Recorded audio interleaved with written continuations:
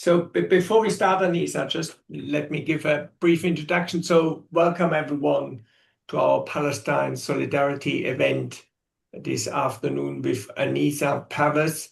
Actually, at Nottingham University, we really are reeling from the shock of the announcement of large-scale redundancies, which have hit us just on Monday. At the university announced that it will make more than 700 people redundant, or that's at least the intention. From the union side, we are still fighting. We don't think that's how it is going to go. Yeah, so it's open-ended, but nonetheless, it's quite a shock. Having said that, this kind of shock should not distract us, of course, from the wider plight of the Palestinian people and the need to continue with our Palestine solidarity work. So this workshop is hosted by the University and College Union at University of Nottingham, and particularly our Palestine Solidarity Working Group. And despite the local struggles, ultimately, these struggles are also connected, the local struggles with the international struggles. And there can be no more important struggle at this point in time than Palestine liberation. So it's my great pleasure. I'm Andreas Bieler. I'm the vice president of the local union here, and it's my great pleasure to chair this talk and to welcome our speaker, Dr. Aneeza Pervez, who is now a research fellow in Clare Hall. Aneeza, you used to work with us at Nottingham. Yeah, our loss, Cambridge's gain. It's fantastic that you are willing to give us the seminar. Tomorrow, the 14th of May, is the next workplace day of action in solidarity with Palestine. And we thought in order to mark that day, it wasn't possible time-wise to do it tomorrow. In order to mark that time, that day, we have this talk then at least on the day before that. So the way it's going to work is that Aneeza is going to talk for about 40 minutes, and then we will have still plenty of time, another 40 minutes for questions and discussion. Aneeza, over to you. Thank you. Thank you, everybody, for joining us today, and for giving me the space to talk. I'll try to be as quick as possible. I did have a couple of tech issues, so big thank you to Dr. Cecilia Lorentzen, who's helping me with the slides. Thank you ever so much. To just kind of go on with this. So bearing witness in the academy, I've very intentionally written down a script. I typically don't speak off scripts. However, I do think that this is such a unique and sensitive issue that we really do need to be careful with our words and around them. So I want to begin by situating the talk very clearly. So it's not about moral courage or about whether academics should or should not speak on political issues. Rather, the talk is about institutional silence as patent-governed response to moral threat, and about what that silence does. So, for example, psychologically, ethically, epistemically, within academic life. I am particularly concerned with how silence functions in relation to Gaza, and with how Palestinian people are rendered present within academic frameworks and discourses in a way that stops them from full human recognition. Now, the arguments I want to make today are that silence isn't neutral, it's not passive, and it's not accidental. It is an active institutional practice that manages effect, protects reputation, and regulates whose lives are apprehended as fully human. So if you go to the next slide. At the outset, I want to set how I conceptualize silence. So silence wasn't absence or hesitation or personal restraint, nor is it understood primarily as an ethical failure at the level of an individual actor or actors. Instead, silence within my paper and within my work was analyzed as an institutionally produced outcome. So something generated through policy, norms, professional expectations, informal rules about tone, balance, and risk. And from a psychological perspective, silence functioned as a defensive formation. So it stabilizes institutions in moments of ethical rupture by regulating speech, effect, and recognition.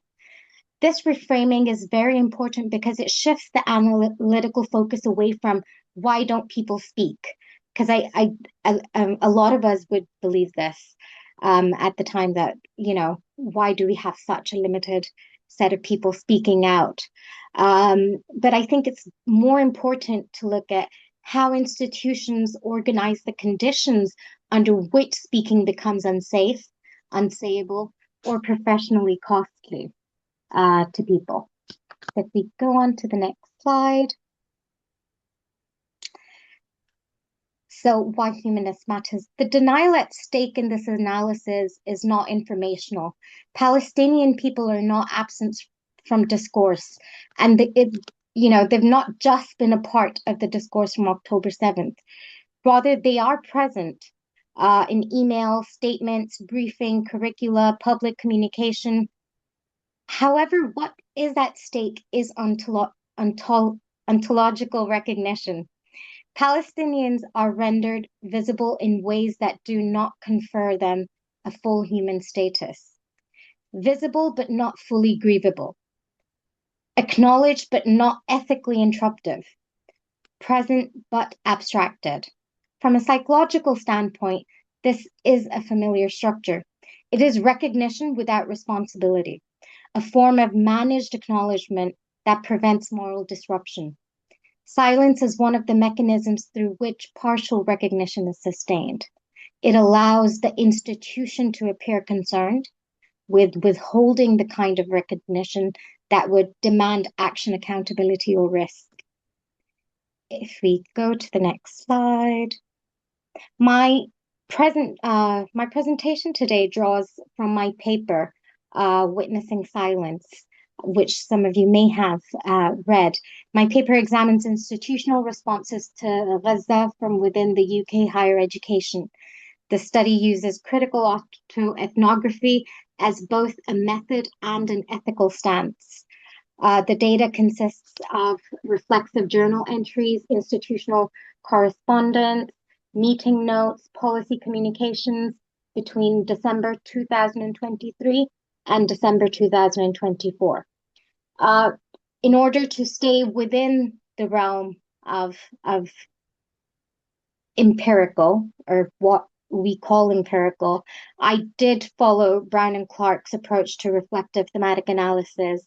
And theoretically, my work was grounded in Smith's decolonizing methodologies and Ahmed's work on institutional politics of feeling.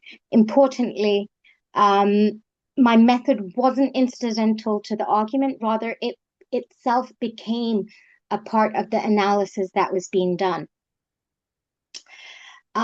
Next slide, please. So writing from the margins for me was not a limitation for this particular work.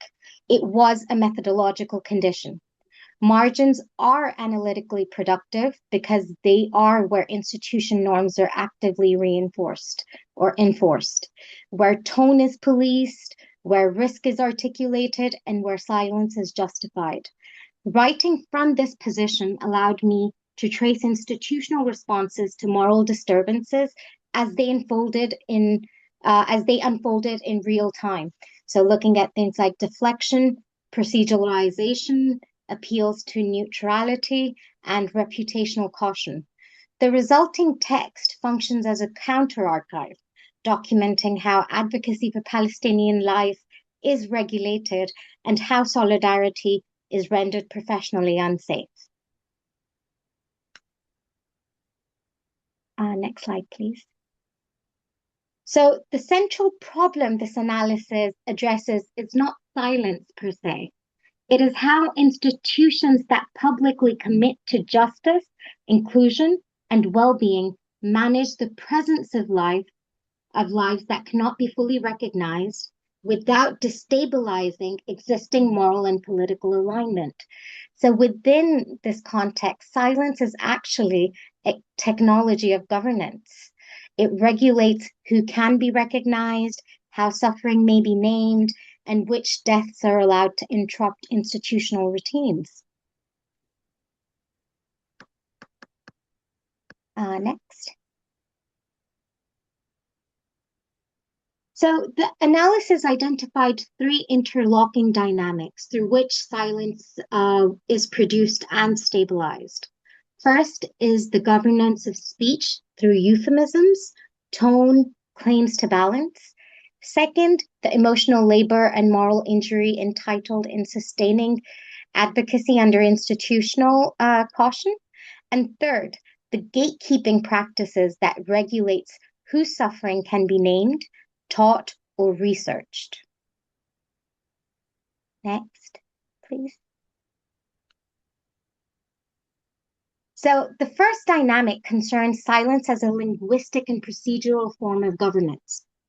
This particular picture speaks a lot to me because it shows this used to be a university auditorium in Gaza where graduation ceremonies, amongst other functions, used to take place.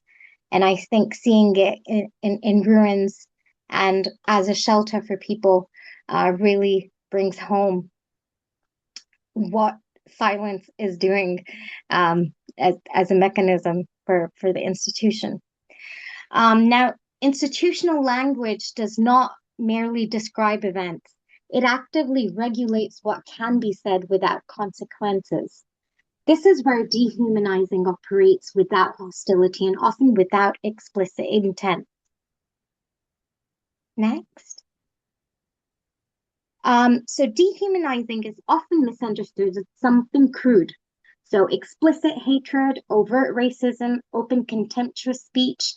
But in institutional settings, particularly in an institution like the university, it is more commonly accomplished through administrative form rather than overt sentiment. It shows up as abstraction instead of naming people. So, for example, whenever we hear Middle Eastern crisis, as statistics without stories, as policy language that removes relational specificity, so that lives are rendered legible only in the most sanitized terms. And that matters psychologically because abstraction is not just a style of writing, it is a method of effective distancing. It allows suffering to be registered without becoming ethically interruptive. So Palestinian suffering becomes legible as data. You know, we look at numbers, impact, context, humanitarian concern, while it is illegible as human experienced, lived, relational, grievable. In psychoanalytical terms, this is the kind of derealization at the level of discourse. The person remains visible, but the subject disappears. The result is recognition without encounter, acknowledgement without responsibility. This is one of the key ways that silence begins to take shape and take a hold of the ethic and moral values of everybody who operates within that institutional system. So not by saying nothing, but by saying only what can be said, and without allowing Palestinian people to be shown as truly human.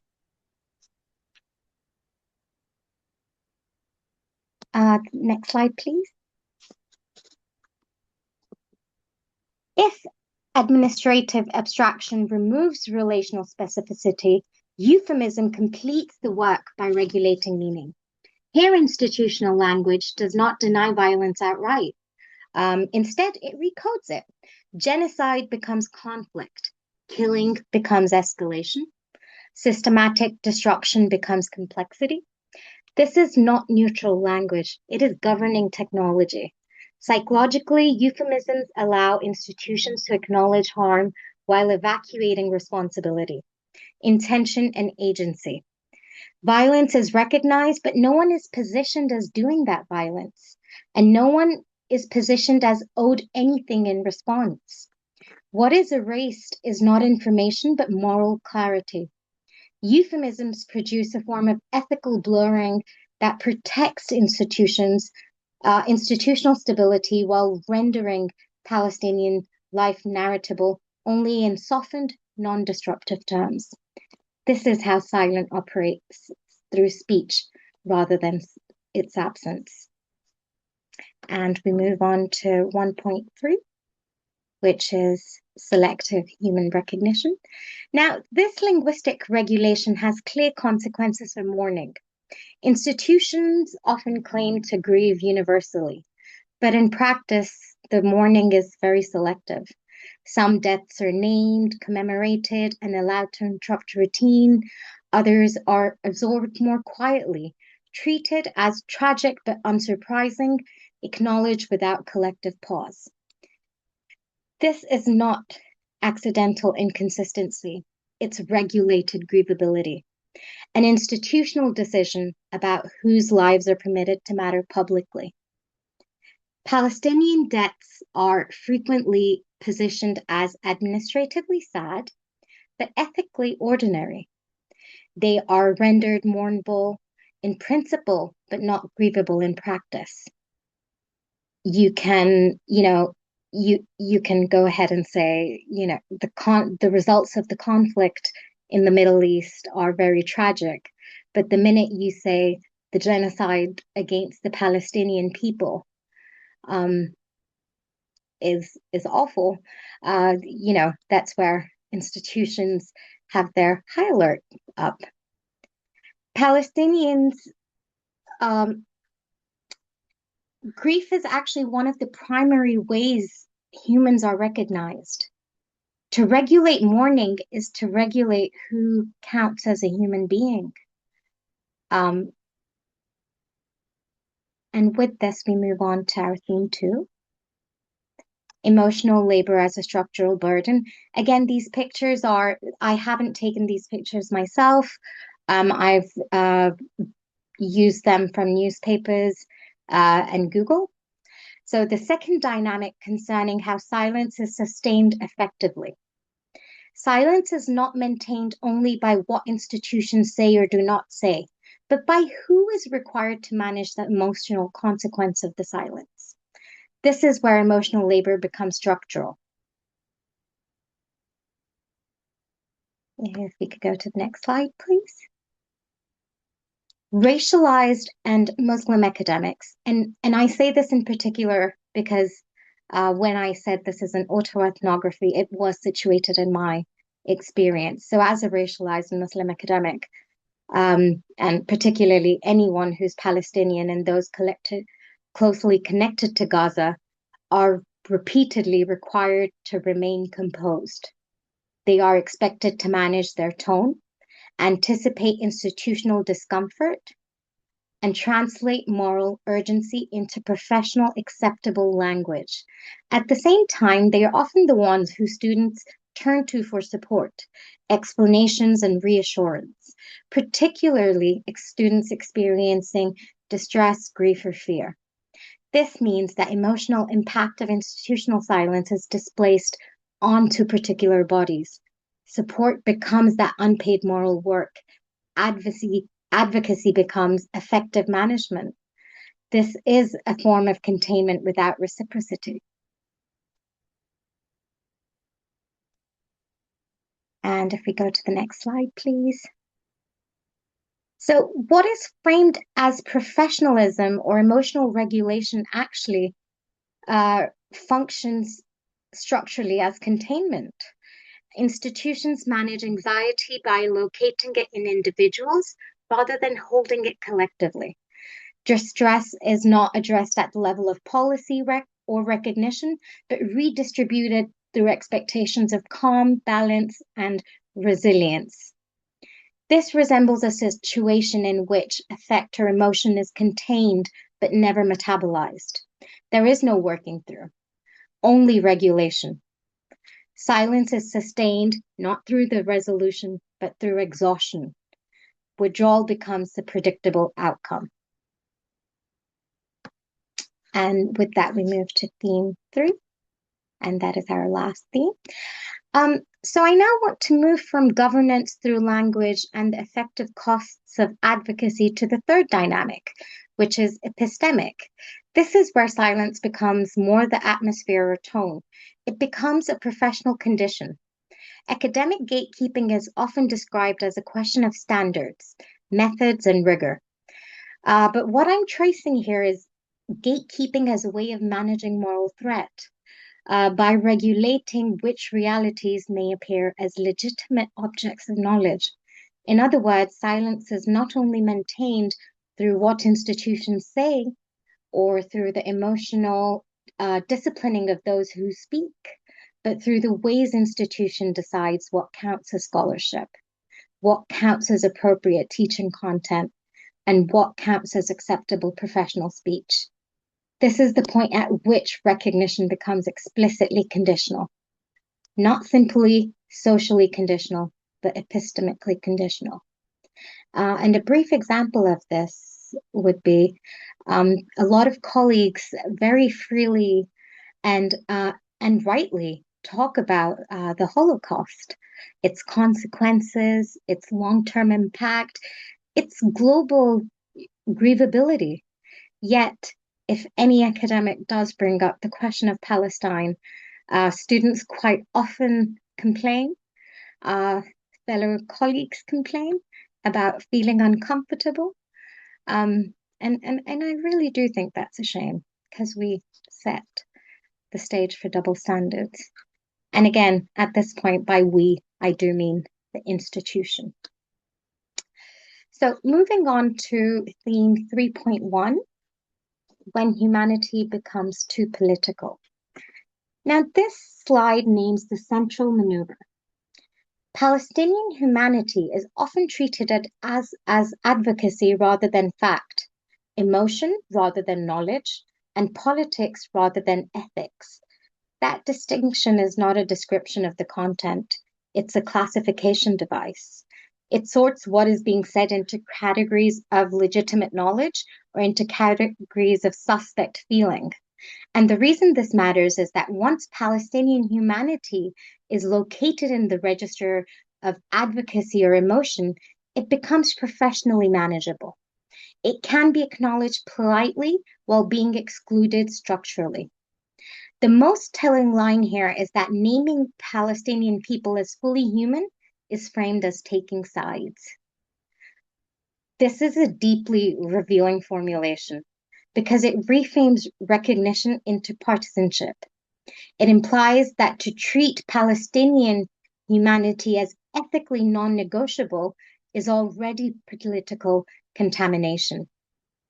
Silence becomes the condition of academic belonging, not because everybody is explicitly told to be silent, but because belonging is linked to one's willingness to keep recognition partial, cautious, and professionally safe. Moving on to 3.2, please. So what does too political do structurally? It excludes Palestinian perspectives. It sanitizes the curricula. It delegitimizes moral clarity. Those three consequences matter because they are not accidental side effects. They are epistemic function of the label. This is a form of defensive sorting. The institution protects itself by regulating certain realities to a category that is not fully thinkable within professional norms. What gets excluded is not just a topic or a case study or a set of reading. It is a way of recognizing Palestinian life as fully real, fully grievable, and fully within the sphere of ethical concern. That is why the slide ends where it does. Humanity itself becomes contestable. That phrase is doing very important work here. It's not saying that the institutions are denying Palestinian existence. It is saying that institutions make their humanity debatable, contingent, and professionally risky to affirm. Going on to the last theme. This brings us to the role of ethics. Now, ethics frameworks are often assumed to be where institutions enact responsibility. But what I'm describing is a shift in how ethics function in practice, especially under reputational constraint. The slide lays out three key moves: avoiding explicit humanization, prioritizing institutional calm, and deferring responsibility indefinitely. Those moves are easy to miss because they often appear as prudence, but their cumulative effect is to transform genocide into an administrative issue. For clinicians or anybody working with the mental health field, this resembles a very familiar dynamic, a preference for regulation over recognition. The institution keeps itself composed by proceduralizing what should interrupt it. Avoiding explicit humanization matters here because it is precisely humanization that creates ethical demand. When we start seeing Palestinians, Arabs, outside the framework of whether they're Muslims, Christian, Jews, and just as humans, that is where that fight and that ethical demand stems from. So when you start naming people as fully human, their suffering isn't abstract anymore. And institutional reality or neutrality becomes harder to justify. So ethics are less of a site of moral clarity and more of a mechanism of controlling exposure. Next slide, please. So at this point, we can pull the three mechanisms together without treating them as separate themes. Silence defines what may be spoken. Emotional labor contains dissent through effective discipline, and gatekeeping codifies limits as professional norms. And the outcome is what I call academic denialism, the performance of justice that preserves impunity. I want to be careful with that word, denialism, because I'm not suggesting a crude refusal of facts. I'm describing something closer to what many of us would recognize psychologically, an organized capacity to maintain ethical self-imaging while refusing ethical interruption. The institution performs concern, balance, and procedural responsibility while preserving its freedom from consequences. That is why the cycle is self-reinforcing. Each part supports the other, and together they stabilize the professional atmosphere in which full recognition becomes unnecessary and even risky. However, it is important to note that institutional silence does not emerge in a vacuum. It operates within a political climate where naming Palestinian humanity is not simply controversial, but potentially sanctionable. Fears of reputational damage, malicious complaints, legal threats, professional retaliation become a part of the environment institutions respond to. This risk is very unevenly distributed. It is disproportionately carried out by Palestinians, by Muslims, by racialized and junior academics. Recognizing these conditions does not excuse institutional silence. It helps us see how neutrality becomes administratively defensible and why silence is so consistently reproduced. Next slide. Now, this slide states the core implication. Silence persists not because institutions do not know. It persists because diminished humanity is tolerable. Abstraction is safer than recognition, and neutrality protects existing power and defers institutional exposure to political risk. Each line here names a condition of stability. Diminished humanity is tolerable basically means that Palestinian suffering can be registered without becoming morally disruptive. It can be treated as tragic, but not structurally demanding.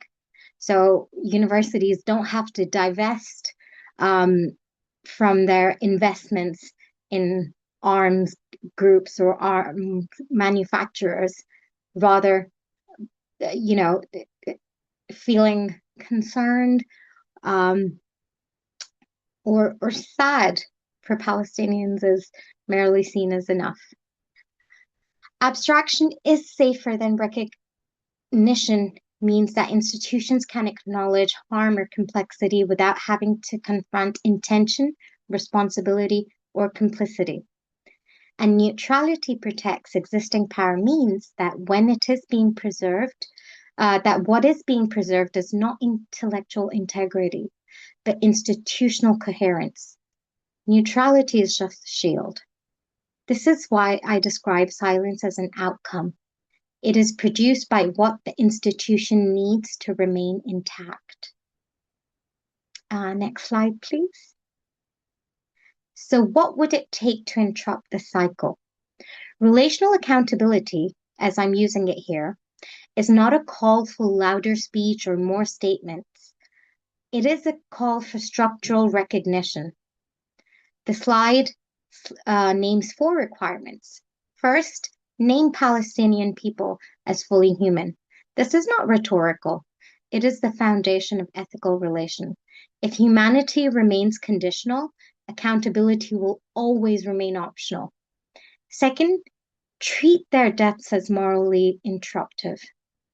That phrase matters because it rejects the normalization of mass death. It insists that what is happening should disrupt institutional routine and not just be absorbed within it. Third, refuse abstraction that sanitizes violence. This is a demand for specificity because specificity is where moral responsibility begins. Fourth, share the risk of recognition. Institutions cannot continue to outsource the costs of clarity to marginalized staff and students. Recognition must be borne collectively, including reputationally. And then the closing line, which is the ethical core of the whole argument, is that humanity cannot be conditional. Next slide, please. And I want to close by returning to the central claim, but not with the full analytical structure behind, but now with the full analytical structure behind it. So silence is not only about speech, it is about who is allowed to appear as fully human within institutional life. Our work is built around the question of whose reality is acknowledged, especially as academics, whose pain is held as real, and whose suffering is made speakable. Neutrality that withholds human recognition is not ethical restraint. It is complicity. And I want to be explicit that this is not a personalized accusation. It is a structural diagnosis, a description of what neutrality does when it functions as a professional norm under conditions of mass violence. It's not just the individuals who need to speak up. Yes, sometimes we do see our colleagues and people we work with, and their silence says a lot. Their silence hurts us. But it's not just them. It's the institutional structure we work in. For me personally, I work with children. I work on kindness. I work on morality. And this was one of, I think the dilemma that this brought around for me was very personal in the sense that, I can't sit here designing programs of kindness for children in the global north, while a set of children are starved, murdered, mutilated, orphaned. They're given conditions of life that are not sustainable.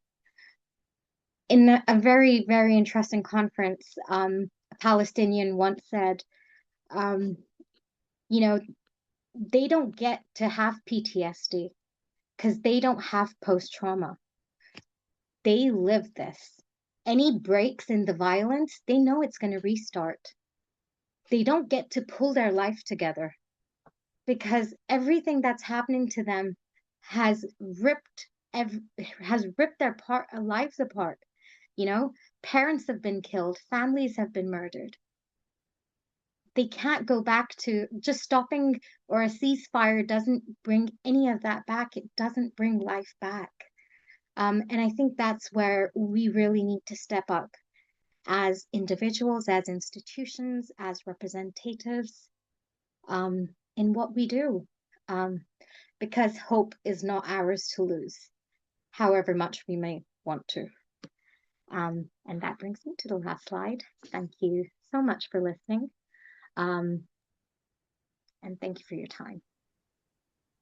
Fantastic. Thank you very much, Aneeza, for this powerful talk and also the reminder of our individual but also institutional responsibility. So